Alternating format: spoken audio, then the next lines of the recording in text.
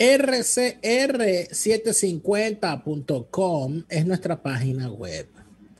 @rcr750 en Twitter e Instagram.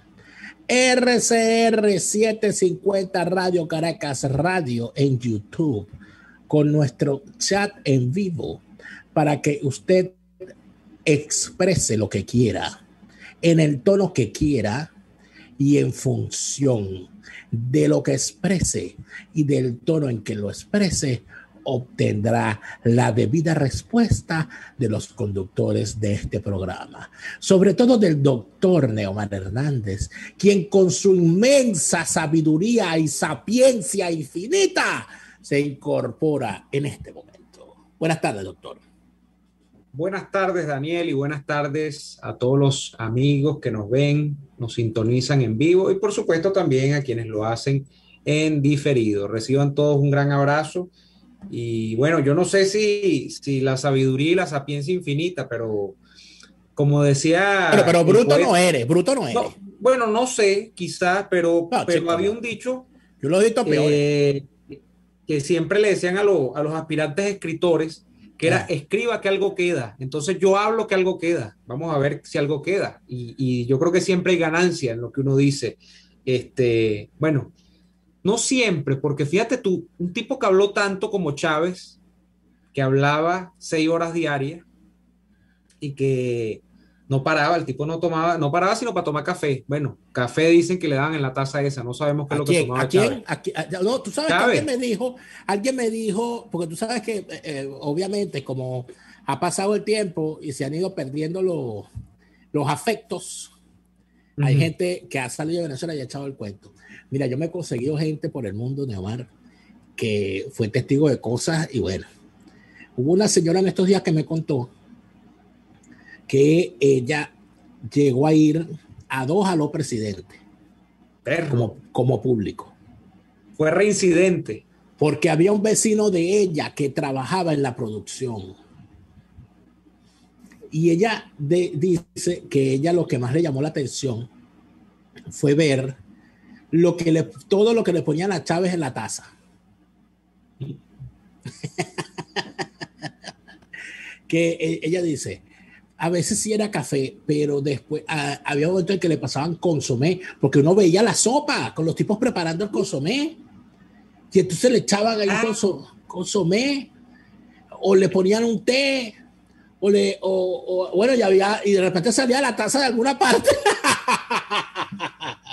O sea que cuidado, que o sea, casi que le pasaba, ahí casi que pasaba, a mí no se me olvida esa anécdota, Daniel, creo que fue de tu papá y tu tío, en un concierto de Daniel Santos, que le dijo, mira, ahí está, que creo que fue tu papá. Que Daniel Santos, mi papá con su compadre Alexis, alias Caleco, saludo a Caleco, si me está escuchando y si no me está escuchando, que le haga llegar este saludo.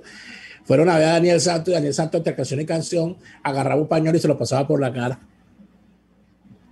Y el compadre le dijo, compadre, Daniel Santos como que está oliendo algo en ese pañuelo.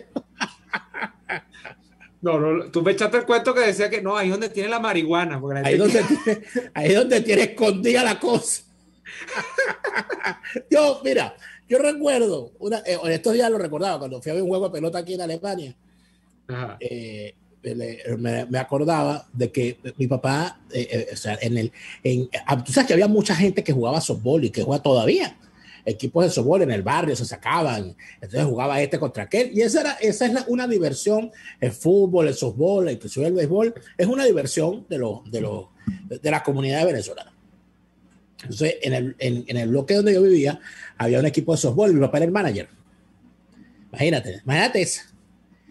Y normalmente se jugaba los domingos, se iba a jugar a los estadios de Naiguatá o preferiblemente era lo que más gustaba, ir al estadio de El Botuco en Los Caracas, porque uno iba para allá, veía su juego y después se iba para el río a hacer el respectivo sancocho, porque era parte del juego, obviamente. Entonces recuerdo una vez que fuimos y había un señor que yo no sé cuál era su nombre, era un vecino al cual todos llamaban Panamá, y no puedo decir y su hijo se llamaba igual que él, pero al hijo tampoco le decían su nombre, le decían Panamito porque era el hijo de Panamá. Saludo a los dos, pero o sea, al hijo, porque el señor falleció lamentablemente. El señor Panamá. Entonces el señor Panamá era el pitcher estrella, el abridor. Había un umpire muy famoso en Vargas, que era un señor gordo que tenía esta enfermedad de vitiligo, pero tenía el cabello blanco y unos bigototes grandotes blancos también. El señor era uno de los umpires más conocidos del béisbol y del softball amateur en Vargas. Pero era un señor sumamente estricto, intraficable, ¿no? Y entonces había gente que le tenía su tirria. Entonces un día estamos en el estadio del Botuco en Los Caracas y está pichando Panamá. Y entonces Panamá pichaba y cuando tocaba la defensiva se venía para el dogado. Y en una de esas vemos que el umpire para el juego y se va caminando sigilosamente al dogado y pega un grito y le dice: ¡ajá, Panamá! ¡Fuera aquí, está chico, está expulsado! Porque Panamá tenía una botella de whisky escondida. ¡Perro! Y entre inning e inning, se metía, pero la cuestión es que el umpire lo agarró así. Y entonces lo cómico fue cuando el umpire le dijo: chicos, ¿qué me estaba viendo? Le dijo: no. Le hacía la seña. Panamá lo que le dijo fue: no, chicos, esto es Perrubia. Perrubia, sí, pero la perrubia en estado líquido. ¿Qué Perrubia? La perrubia que yo recuerde, la perrubia es una bolsita con una tierrita que se pone, entonces uno se le echa en la mano, pero eso no, es una perrubia. ¿Qué es la perrubia? Esta es la perrubia, Panamá. No, ¿qué perrubia? Pero ya va, párate ahí. Pero es que la estética, primero el softball, ¿esto era béisbol o softball? Softball. No, ahí está claro. El softball es un deporte. Ay, no vayas a caer en el prejuicio de llamar sancocheros a los jugadores de softball. Es que el softball está confeccionado para la gente que somos muy fanáticos del béisbol, pero es que el béisbol tiene unas exigencias físicas tremendas y además que es complicado. Pues yo creo que pegarle con un bate una pelota es la cosa más difícil que hay. Entonces, el softball te ayuda a que tú puedas realizar tu sueño de jugar algo que se parezca más o menos al béisbol. Entonces, ¿qué pasa? Que el softball tiene mala fama porque dicen que el que juega softball es cervecero y sancochero. Ese es el problema.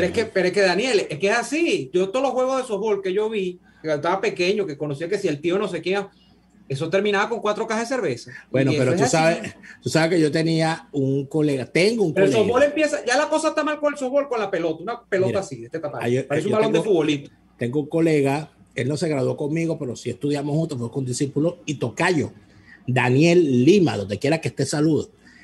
Daniel Lima jugaba softball.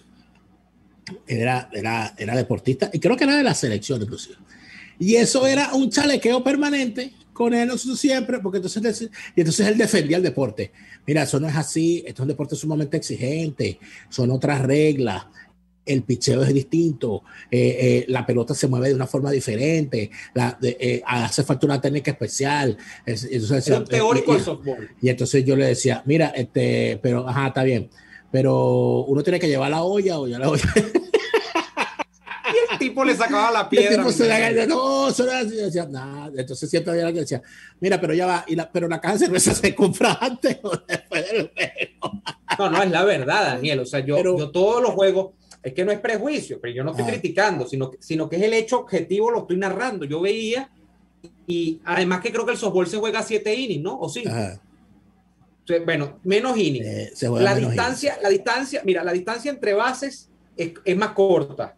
La distancia del pitcher al home es más corta porque, por supuesto, el diamante es más corto en sí completo. Sí.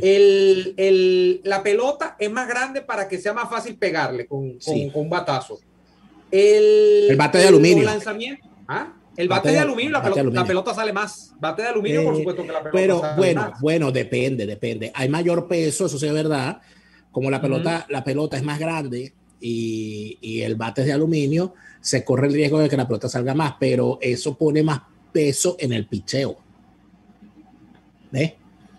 Los picheos necesitas mayor técnica en el pitcher para que el juego sea como es. Un juego muy bonito, ¿viste? El softball. Pero lo que sucede es que además el pitcher no está en la capacidad o la posibilidad que tiene un pitcher de béisbol de desarrollar distintos lanzamientos para jugar con la zona tal, porque como por el softball tú tienes que hacer el lanzamiento por debajo del brazo, ¿cómo vas a sacarte una curva por debajo del brazo? Es complicado. Bueno, hay sus cosas, pero fíjate tú que una de las cosas importantes tiene que ver con el tema del béisbol como deporte fundamental de la cuenca del Caribe. El fútbol tiene unos códigos y tiene una forma de ser y tiene una particularidad e inclusive una cultura que es distinta a la cultura del béisbol. En el béisbol hay toda una serie de situaciones en las que las hazañas son normalmente personales, son hazañas personales, es decir, el engranaje del equipo, pero todo va engranado con una estrategia. Uh-huh.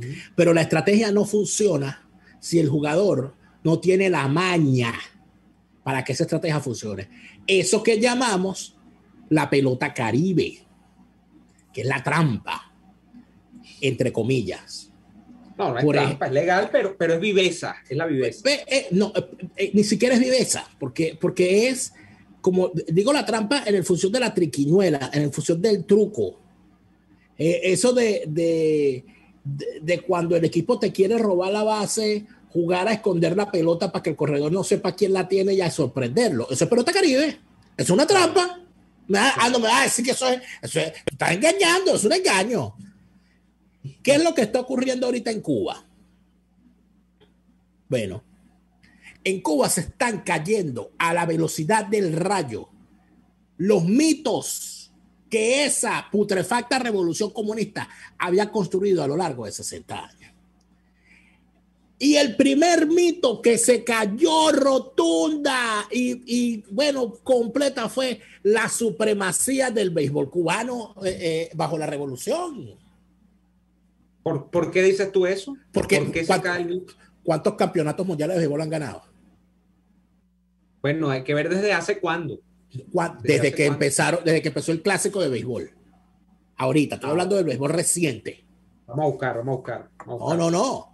Que la participación de Cuba en el clásico de béisbol con la fama del béisbol cubano, uh-huh, es lamentable, porque han vendido la idea de que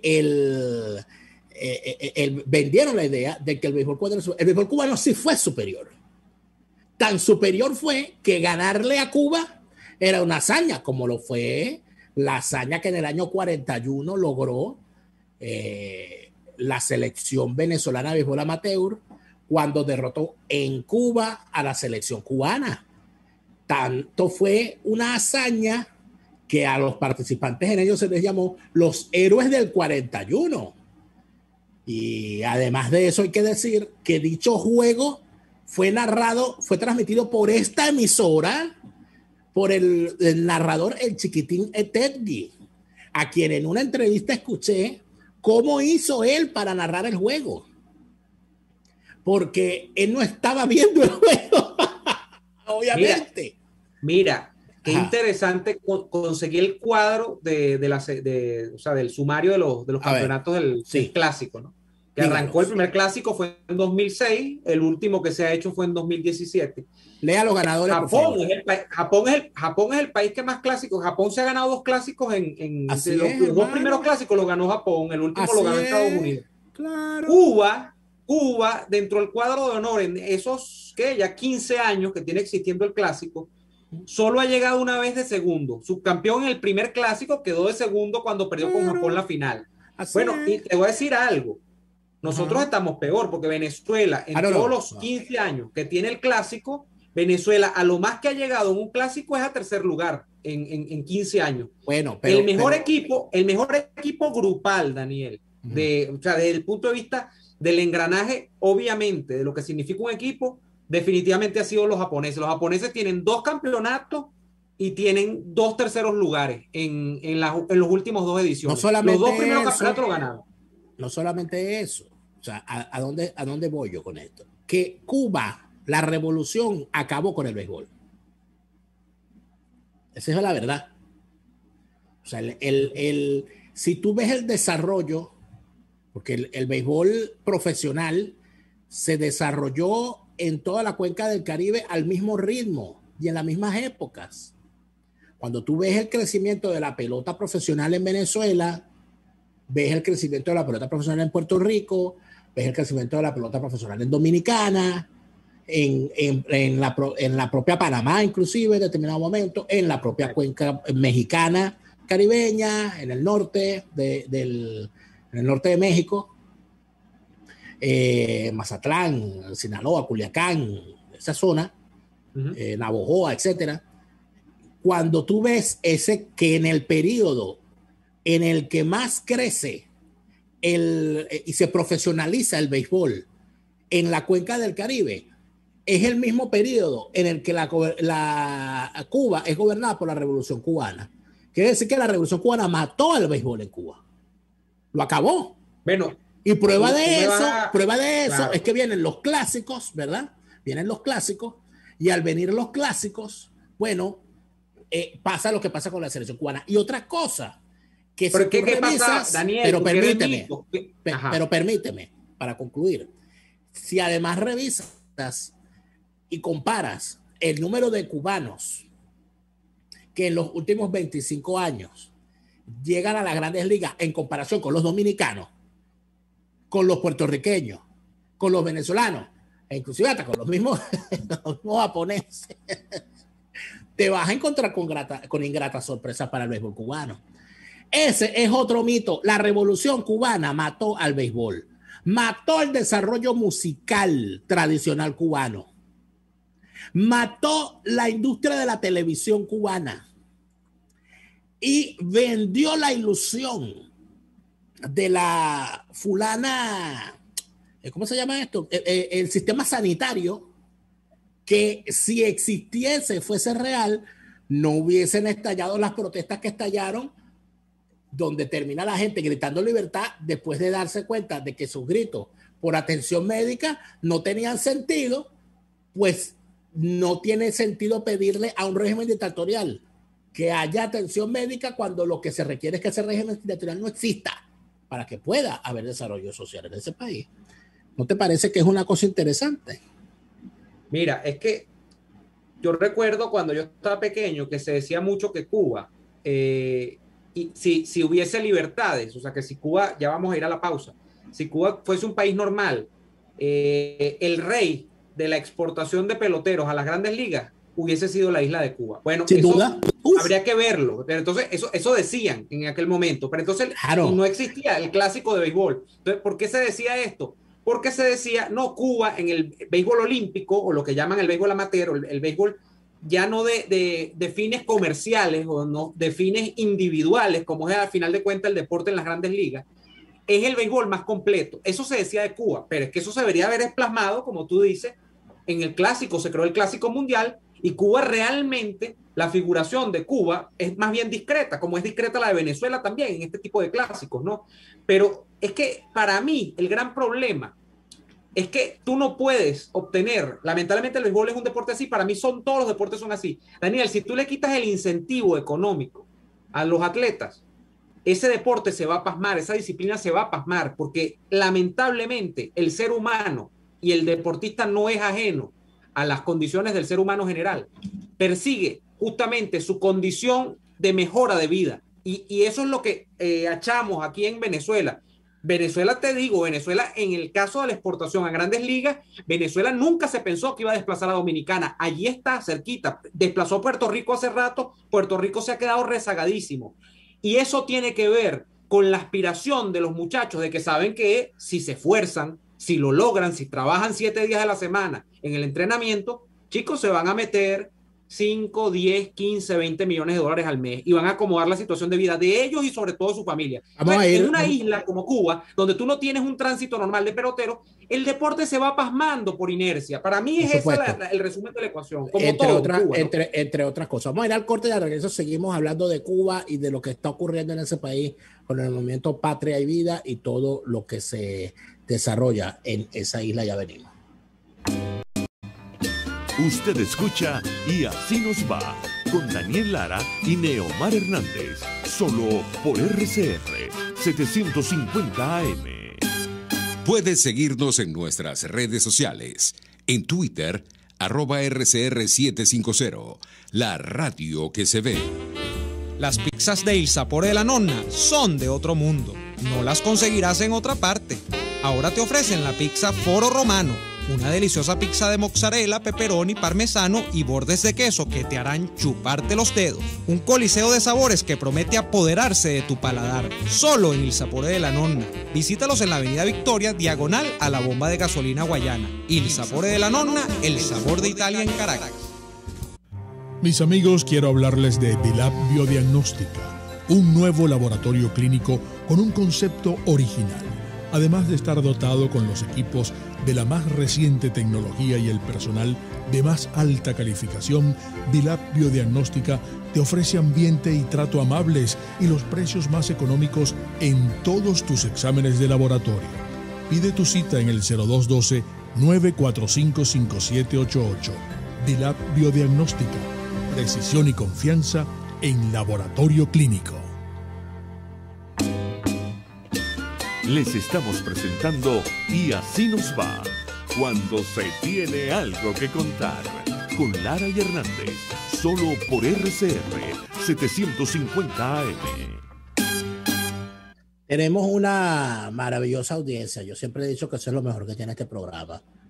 Y por esa razón es que siempre cuando conversamos de esta manera sobre estos temas, hay una reacción importante, porque la audiencia es inteligente, más que los conductores.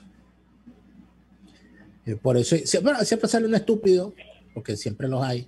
Dicen, ay, qué aburrido cuando hablan de béisbol. Dice aquí Carlos Suárez, te lo escribí en el chat y te lo digo. Si no te gusta, vete, porque no estás entendiendo. No estamos hablando de béisbol, estamos hablando de cultura, estamos hablando de política. Lo que pasa es que no te has dado cuenta.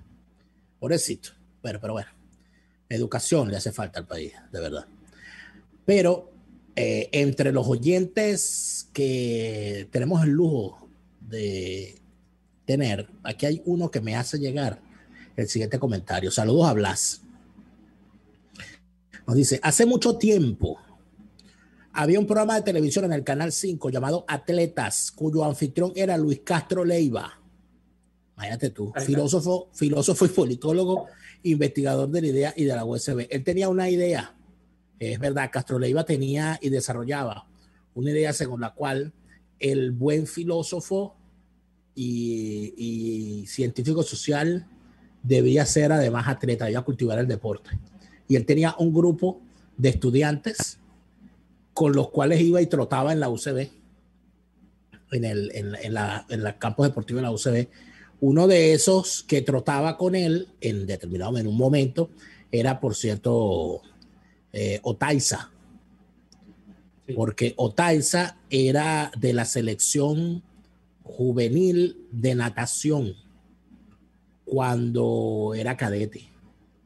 Y yo lo sé porque estudié en la Escuela de Estudios Internacionales con varias muchachas atletas de esa selección, y todo eso era un grupo. Ahí estaba Otaiza, ahí estaba Jackson Melián, que originalmente era nadador antes de ser pelotero. Ahí estaba el famoso Francisco Sánchez, el Tiburón Sánchez. Ahí estaba mi amiga y colega Dayana Vázquez. Ahí estaba Jennifer Guimaraes, amiga y colega también. Es un grupo grande y muy bueno, de muy alto nivel. Tuvieron grandes lauros como atletas juveniles. Pero nos dice Blas, en una emisión que nunca olvidaré, contaba Castro Leiva la diferencia entre el béisbol y el fútbol. Y decía que el béisbol se juega con las manos.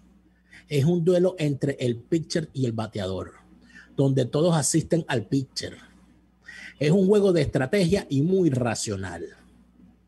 En cambio, el fútbol se juega con los pies. Hay menos control y supone una batalla entre campos.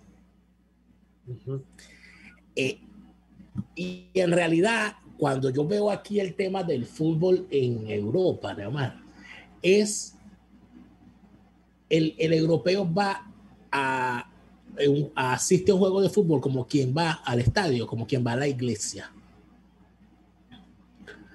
Y actúa... Será más bien como a ir a una guerra, ¿no? Una cosa así. No. Lo que se desarrolla es una guerra. Lo que se desarrolla en el campo es una guerra. Pero el espectador, el fan de un equipo, asiste al estadio como si fuese una iglesia. Y se comporta... O sea, es un rito. ¿Y te parece que tiene como un rito? Y se comportan parecidos los cánticos, el fervor, el llanto, la alegría, la cosa.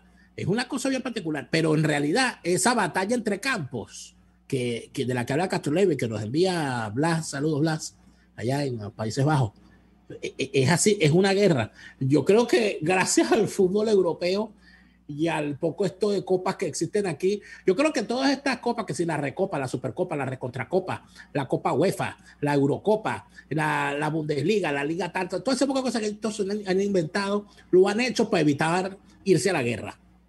Un tipo dijeron, la única forma de evitar que en Europa haya guerra es tener 50 copas de fútbol distintas, y ahí matamos y drenamos. Aunque pregúntale a los ingleses, ¿no? Porque parece que en el juego con Italia, que fue la final, le cayeron a mandarriazos a los hinchas italianos, pero fíjate pero que mira, discúlpame, es que cuando va a haber un juego de fútbol, sacan la policía a la calle, en la ciudad en la que sea aquí en Europa, porque en previsión de esas cosas. Pero en el Reino Unido como que se vive con más... Están calificados como los peores hooligans. Son los hooligans. Están calificados... No es los peores, son los únicos, the one and only. No te creas. Hay unas situaciones difíciles. Lo que pasa es que en los otros países, en todos los países lo han atajado, pero hay eventos de racismo, eventos de violencia, etcétera, hay en todos los países. Lo que pasa es que los ingleses parece que no sé qué es lo que hacen, pero se desatan más. Además que yo tengo la teoría, yo no he ido al Reino Unido, pero por lo que uno ve en los productos culturales, en las series, por supuesto que además que el de allá, no viene directamente viene del Reino Unido en alguna medida, pero el tema del whisky, yo no sé qué pasa con los ingleses, pero yo tengo la percepción de que tienen mala copa en general. Entonces, muchachos, sí. Entonces yo siento que ellos, no hay manera. Ellos se vuelven leña. Sí, es verdad, se vuelven leña muy rápidamente, buscan eso. Como ciertos sectores, ciertos sectores no, porque no está compartimentado dentro de un sector de la sociedad o no, pero siento que en los Estados Unidos pasa igual. De hecho, un gran amigo que escucha este programa, que sabe de la cultura del bourbon y la cosa, dice que en Estados Unidos viene el famoso, no chiste, sino la cosa que nos parece insólita a los venezolanos, que es la mezcla de la Coca-Cola con el bourbon, y dicen no, y le echan cosas más dulces todavía. Entonces tú sabes que la teoría aquella de que mientras un trago alcohólico es más dulce, es más peligroso, bueno, en Estados Unidos es completamente fehaciente. O sea, en Estados Unidos, de hecho, lo buscan, que sea cada vez más dulce, porque la bebida es terrible. Los niveles de destrozo que esta gente alcanza tan rápido con la combinación que hace, parece que lo buscara. Pero mira, lo de Castro Leiva me parece excepcional porque... Vamos al corte. Yo diría, vamos al corte y seguimos con esto. Vamos al corte y regresamos. El corte fue largo, vamos al corte y venimos con esto. Ya venimos. RCR les está presentando a la RCN. Y así nos va por sus 750 AM. Sintonícenos a través de Periscope, @RCR750, la radio que se ve. A tuplata.com.be, la cuarentena no los detiene. Siguen haciendo envíos desde los Estados Unidos a Venezuela, sin complicaciones. Además de eso, buscan tu carga en Tampa, Orlando y Miami sin ningún costo adicional. Sí, no tienes que moverte. Van hasta la puerta de tu casa y se encargan de todo. tuplata.com.be, con promoción de servicio de pick-up gratis. Hasta en la cuarentena, tuplata.com.be. En los envíos te da la tarifa más baja y en el menor tiempo. Desde los sectores populares del país se escucha una clara señal. Es el radar de los barrios. Evelyn Martínez y la Red de Ciudadanos le invitan a identificar amenazas, ubicar soluciones y hacer seguimiento eficiente a las problemáticas de cada sector. Un espacio contra la polarización donde se construye de abajo hacia arriba y de adentro hacia afuera. El Radar de los Barrios, de lunes a viernes, a partir de las 10 de la mañana, solo por RCR 750 AM. RCR 750 AM, porque lo bueno une.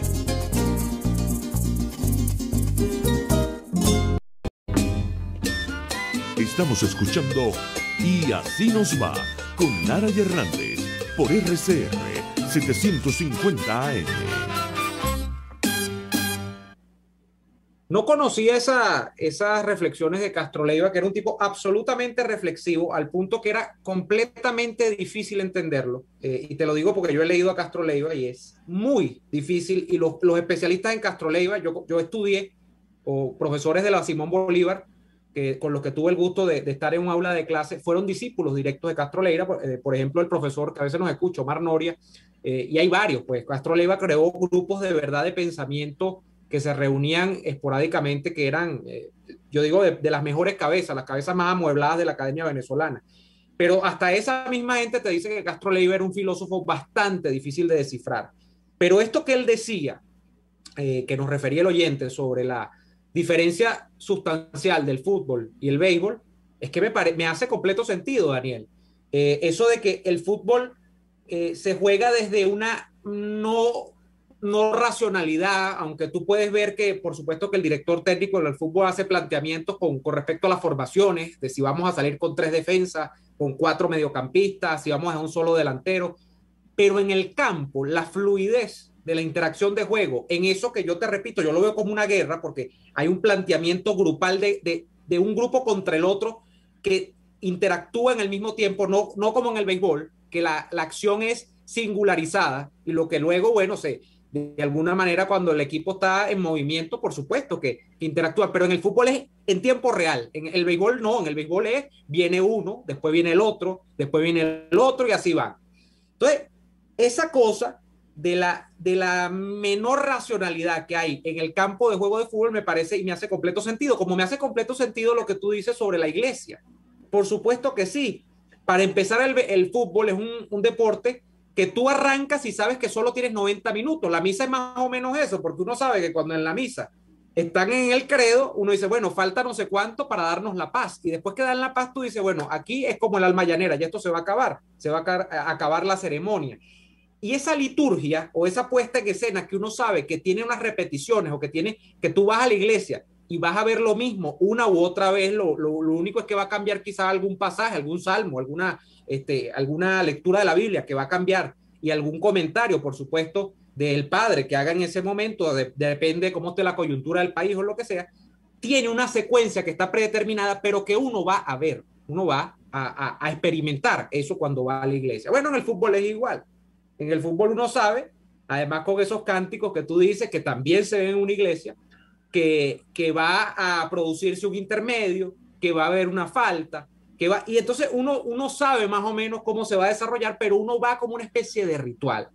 En el béisbol tú te metes en un partido de béisbol, y me pasa a mí incluso que soy fanático, Daniel, y tengo muchísimos años que incluso me ha costado ver un juego completo de los Medias Rojas, porque te estoy hablando que los juegos duran 3 y 4 horas. Sí. 4 horas y media he visto yo juegos, pero lo he visto por pedazos. Tú no sabes cuándo va a terminar aquello. Claro, además que el extra inning, entonces ahora lo han tratado de cortar a través de poner corredores en segunda para hacer el juego más ágil, porque se ha reclamado muchísimo que el béisbol es un deporte que ya de por sí, siendo estático, está siendo más estático con respecto a cuando no hay tú sabes, un vencedor, ¿no? Sí, pero tú sabes que a mí me llama mucho la atención que se tomen medidas tan drásticas como cambiar las reglas y poner corredores en segunda en función del tiempo por el interés eso es por el mero interés de la televisión. Claro. Pero claro, cuando se trata de hacer mejoras en el deporte, como por ejemplo castigar de forma ejemplar el dopaje, no, ahí aparecen 50 sindicatos, 50 excusas. Se busca cambiar las reglas del béisbol de las grandes ligas para favorecer a los medios, a las transmisiones, a los anunciantes y al merchandising, pero no se busca cambiar las reglas para evitar la asquerosidad del dopaje. A mí, fíjate, una de las cosas, yo me divorcié del béisbol un buen rato de las grandes ligas. Yo ahorita que estoy volviendo, me divorcié del béisbol de las grandes ligas cuando el escándalo del dopaje con Maguire y toda esa gente, porque yo me sentí estafado. O sea, yo me sentí estafado por tú sabes lo que uno, o sea, la cantidad, yo no sé cómo, donde yo estuviera tenía que estar en mi casa cuando venía el juego, porque yo tenía que ver ese duelo entre Maguire y Sosa. Claro. Y después se descubre todo lo que se descubre. Daniel, estás hablando de casi 20 años de divorcio, o sea, tú tienes 20 años que no te pegas. Sí, señor. ¿Por qué? Porque cuando estalla el escándalo, yo digo, o sea, que nosotros vivimos todo este tiempo engañados y el béisbol organizado lo sabía y lo permitió. Todo por el interés comercial. Porque decir que los tipos se pullaban era matar la oportunidad de la gran batalla que se estaba dando con los intereses comerciales que había por detrás. Entonces uno dice, caramba. Y Daniel, lo dejaron correr. Lo dejaron correr. El comisionado y las grandes ligas, yo creo que por un tema de ya no del equipo, porque fíjate que cuando Maguire estaba en los Cardenales de San Luis y Sosa en los Cachorros de Chicago a finales de los 90, ninguno de los dos equipos eran relevantes, eran equipos de segundo orden. Pero ninguno. Los dos, por cierto, estaban. Y nadie ha pedido perdón por eso. Y aquí entonces se ha puesto una cosa como ejemplar que a mí me parece que está bien, porque se violó una norma. Bueno, lamentablemente, aquí el castigo a Pete Rose. Pete Rose está execrado inclusive de la historia de las grandes ligas por haber apostado siendo manager, por haber sido apostador como jugador, por haber apostado siendo manager en contra de su propio equipo además, y por haberse negado durante todos estos años a disculparse, que es lo único que le están pidiendo, y él ha decidido no disculparse, y la Grandes Ligas ha decidido no perdonarlo. Bueno, pero entonces a los que se pullan sí hay que perdonarlo, y hay que darle bate de oro, guante de oro, dejarle todos los lauros que tuvieron, dejarle en pie las estadísticas. No, Daniel, dejarle en pie las estadísticas, y cuidado si no los meten en el Hall de la Fama. No creo que entre, pero fíjate que eso, como te digo, el comisionado... Por allá anda Alex Rodríguez muy tranquilo. Inclusive lo invitaron a la toma de posesión de Biden. Cuando yo vi a Alex Rodríguez en la toma de posesión de Biden con su ex esposa, porque la tipa se divorció de Jennifer López, que cantó en la toma de posesión y habló en español y dijo que ella pegó un grito y dijo, por un país más justo para los hispanos. Bueno, justo sería que el marido tuyo estaría preso. Eso sería justo, chica. Yo le dije, pero esta sí es loca, ¿vale? Yo creo que, mira, en los 90, a finales de los 90, para ir cerrando el tema del béisbol, el tema de cómo había caído el asunto de los equipos llevó a que la Major League Baseball decidiera dejarle la rienda bien amplia a singularidades como Mark Maguire y Sammy Sosa, porque le daban o atraían con esa carrera que protagonizaron en el 98 por el campeonato de jonrones, por una cosa insólita, porque además los tipos pegaban jonrones a cada ratico. Sammy Sosa creo que pegó 60 y pico y Maguire quedó por ahí cerca. Y luego vino lo peor, que fue Barry Bonds. A Barry Bonds se le notaban los esteroides en los ojos. El tipo se montaba en la caja de bateo. El brazo de Barry Bonds no se creía humanamente posible. Y sudaba cortisona. Sudaba cortisona y no sé, cualquier cantidad, anabólicos, cosas de esas. Y se permitió, Daniel, siendo también los Gigantes de San Francisco un equipo que no era de los más interesantes, se permitió porque la individualización o la singularización del espectáculo en un individuo le permitió a las grandes ligas y al béisbol conectar con audiencias. Siempre fue el interés comercial. Ya luego, cuando pasaron los años, y ya se notaba, o sea, Barry Bonds superó el récord de jonrones, pero sobrado, y hizo la campaña de los 70 jonrones después. Mira. Y era insólito, o sea, tú veías y tú decías, no, es que claro, esto está pullado, no está pullado Barry Bonds, está pullada la forma de jugar béisbol. Está pullado, con el escándalo béisbol, que suelta Canseco. El béisbol en pleno. El béisbol y el deporte. Pleno. Vean el documental Faster, Bigger, Stronger, ¿será? Stronger. Debe Faster, Bigger, Stronger. Stronger es un documental hecho por un muchacho de los Estados Unidos que hizo una revisión del tema de los esteroides en el deporte. Es un extraordinario documental, tiene como 10 años ese documental y de verdad que es interesante verlo. Mire, hay muchos mensajes, Neomar, en el chat y no quiero dejar de leerlo. Aquí te dice Fernando Rodríguez, que es boricua, te dice suave, Neomar, con Puerto Rico. Oye, sí, no, como me suave. Saben muy bien, los puertorriqueños que escuchan este programa saben muy bien que yo he dicho más de una vez que yo quisiera ir a conocer Puerto Rico por múltiples razones, pero la verdad es que se esperaba más del béisbol puertorriqueño. Se dijo que Puerto Rico iba a sobrepasar a Venezuela y ha ocurrido lo contrario, pero largo. O sea, Puerto Rico se ha quedado un poco. Pero suave. Aquí sí, suave, suave. Nos dice Enrique Gal. Hoy acaba de caer otro mito y otra mentira. Esta es buenísima, esta mentira de la Revolución Cubana. Con el titular que indica: Cuba autoriza la importación de alimentos y medicamentos. En realidad, no solamente eso, sino que permite que cualquier persona pueda entrar a Cuba, pueda llevar a Cuba lo que quiera, las cantidades que quiera. Es decir, permite que un ciudadano cubano que viva en los Estados Unidos, ¿verdad?, mande a Cuba, no desde los Estados Unidos, porque el embargo no lo permite, pero mande desde Panamá, compre en Panamá medio contenedor de harina de trigo y lo mande para Cuba. Entonces, ¿qué muere con eso? La mentira del embargo. No, eso es lo que muere. Eso es lo que muere. Porque en realidad, fíjate tú la cosa, es que en realidad el problema era que los tipos impedían la iniciativa privada para paliar las consecuencias supuestas de ese embargo, porque en realidad el embargo era solamente en los Estados Unidos. Tú con comprar la harina de trigo a Panamá o con comprársela a Colombia o con comprársela a Venezuela tenía. Tú le decías a Monaca, mira, a Monaca en Venezuela, Molinos Nacionales, o a Gramoven, o a cualquiera de las empresas venezolanas, mira, ¿cuánto me salen un contenedor de sacos de harina Robin Hood?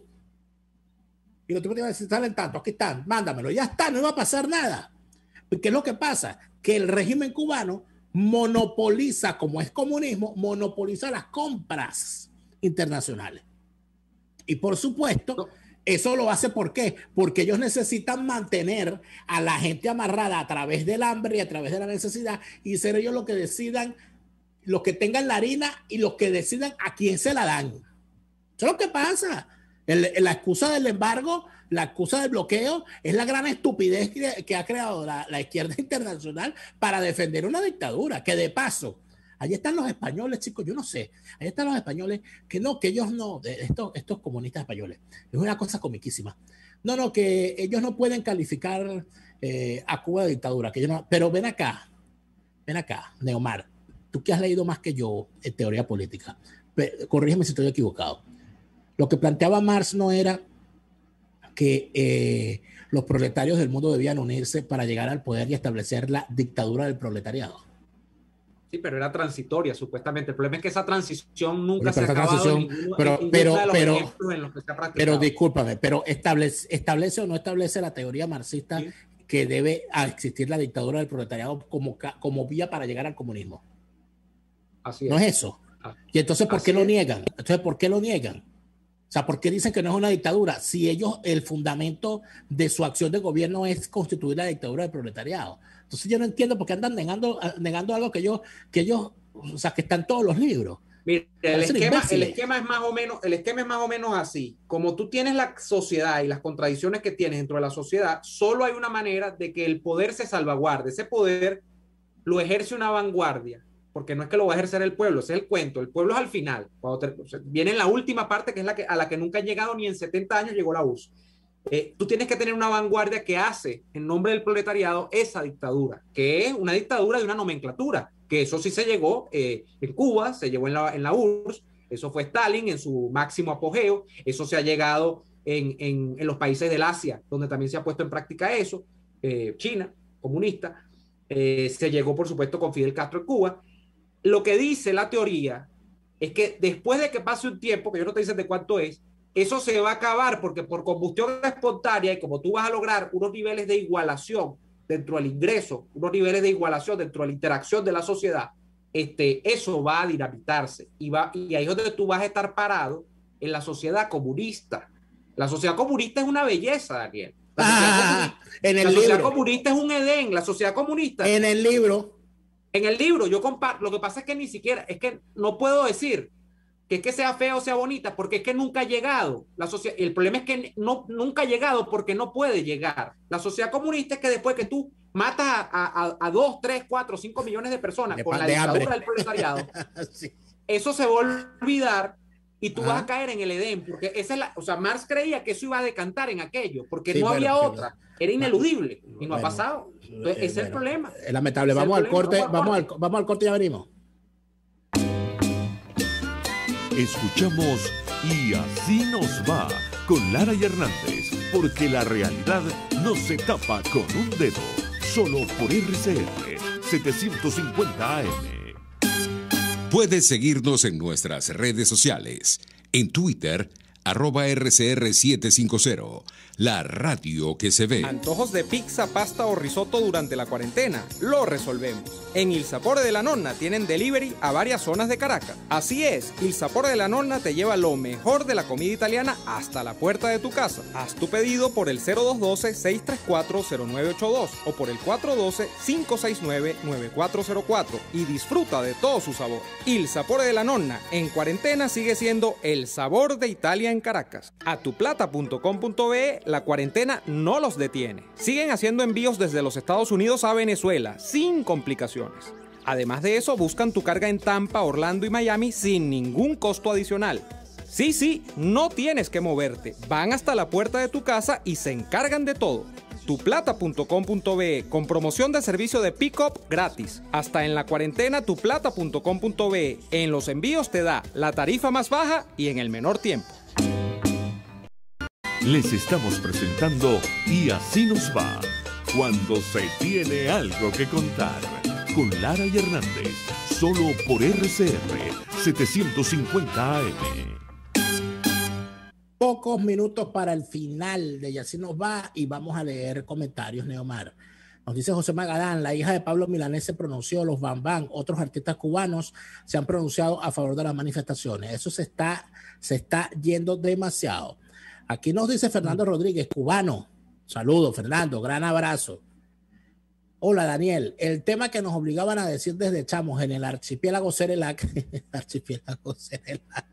El archipiélago Cerelac. Cuba. Era. Pioneros por el comunismo, seremos como el Che asesino. Imagínate tú.